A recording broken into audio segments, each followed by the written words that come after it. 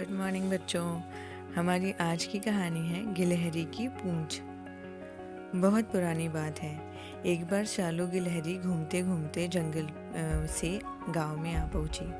शालू ने गांव में लोगों को विभिन्न प्रकार के काम करते देखा तो वह बहुत खुश हुई।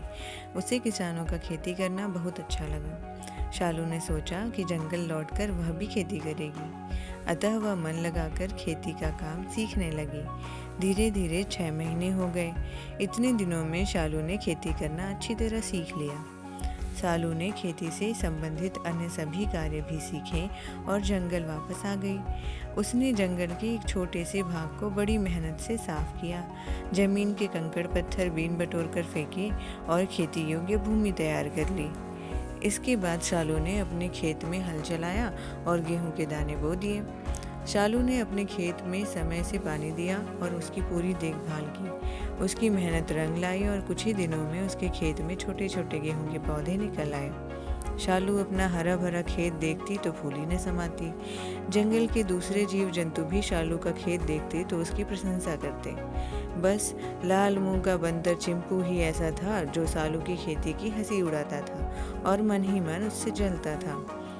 उसने शालू के खेत को नुकसान पहुंचाने का भी प्रयास किया, किंतु शालू हमेशा सावधान रहती थी, अतः चिंपू सफल नहीं हो सका। धीरे धीरे 5 महीने हो गए। शालू के खेत में गेहूं की बालियां लहलहाने लगी। बहुत अच्छी फसल हुई थी, अतः शालू बहुत खुश थी। उसकी मेहनत का पूरा फल मिल गया था। वह अपनी फसल के पकते ही गांव के लोहार के पास गई और उससे एक हंसिया ले आई। उसने बड़ी मेहनत से पूरा खेत काटा और गेहूं की बालियों का एक बड़ा सा गट्ठर बनाकर अपने घर की ओर चल दी। शालू मन ही मन सोच रही थी कि वह इस अनाज से साल भर आराम से खाएगी और अपने मित्रों को भी खिलाएगी। अगले वर्ष वह फिर खेती करेगी और इसी तरह गेहूं उगाएगी। इसी तरह की बातें सोचते हुए शालू आधा रास्ता पार कर गई। अभी उसका घर काफ़ी दूर था। छोटी सी शालू और बड़ा सा गट्ठर। बेचारी शालू काफ़ी थक गई थी, अतः उसने कुछ क्षण विश्राम करने का निश्चय किया। इतना भारी बोझ लादकर चलने के कारण उसे प्यास भी लगाई थी। शालू ने इधर देखा उधर देखा और अपना गट्ठर रास्ते में रखकर पास की बहती नदी की ओर चल दी। उसने नदी के किनारे पहुंचकर भरपेट पानी पिया और आराम करने लगी। शालू बहुत थकी हुई थी, अतः लेटते ही उसे नींद आ गई।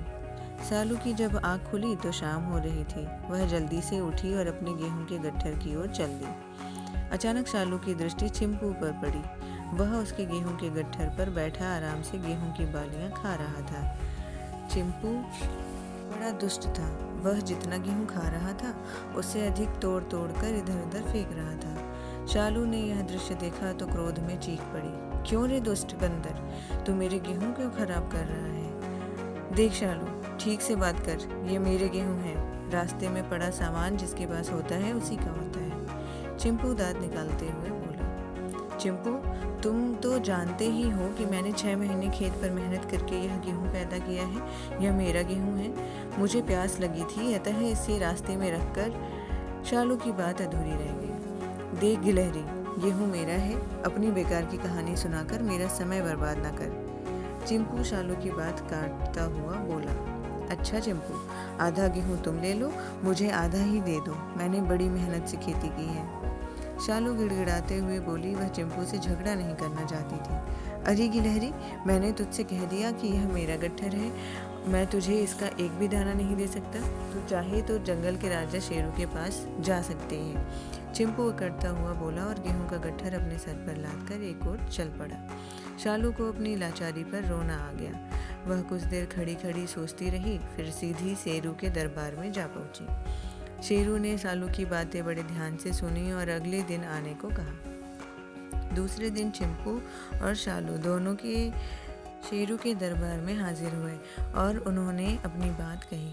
शेरू ने दोनों की बातें सुनने के बाद चिंपू के पक्ष में निर्णय दिया, क्योंकि जंगल का नियम था कि रास्ते में पड़ी हुई चीज़ उसी की होती है जिसके पास होती है। शेरू का न्याय सुनकर शालू बहुत दुखी हुई, किंतु जंगल का कानून मानने के लिए वह विवश थी। धीरे धीरे इस घटना को 3 वर्ष हो गए। एक दिन शालू अपने घर लौट रही थी। अचानक उसकी दृष्टि रास्ते में पड़ी एक खूबसूरत मोटी रस्सी पर पड़ी। शालू ने निकट आकर देखा, यह दुष्ट चिंपू की पूंछ थी। चिंपू रास्ते के किनारे पर बैठा बैठा सो रहा था। उसे अपनी पूंछ की कोई सुध नहीं थी।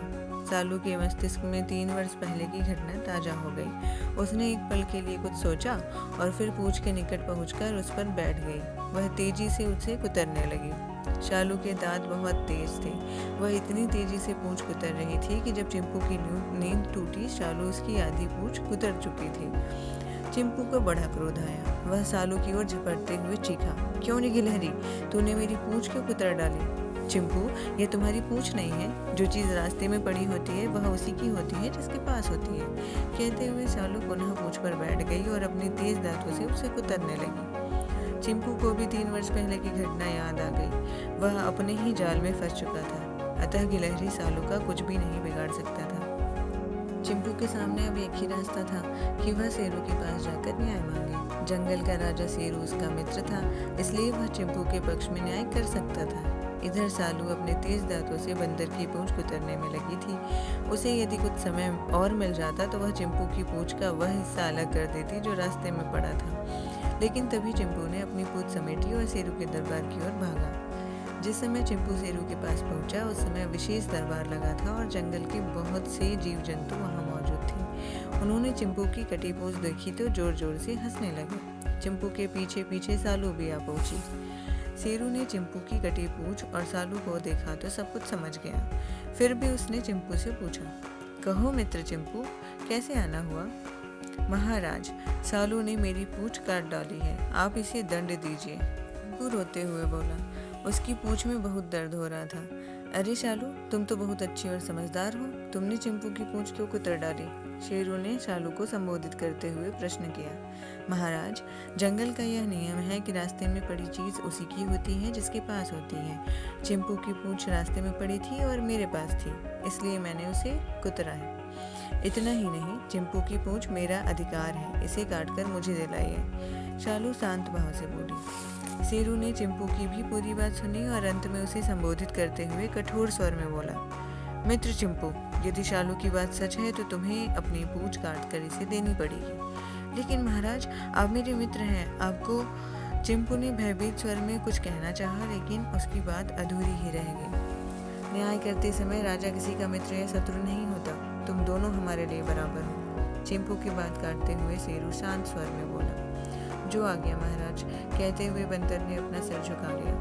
नेक शालू, तुम आगे बढ़कर चिंपू की पूंछ का वह हिस्सा ले लो जो रास्ते में पड़ा था। शेरू ने अपना निर्णय सुनाया। सालू के चेहरे पर खुशी की चमक आ गई। उसने आगे बढ़कर भरे दरबार में चिंपू की पूंछ काटी और अपनी पूंछ के साथ जोड़कर खुदकती हुई बाहर आ गई।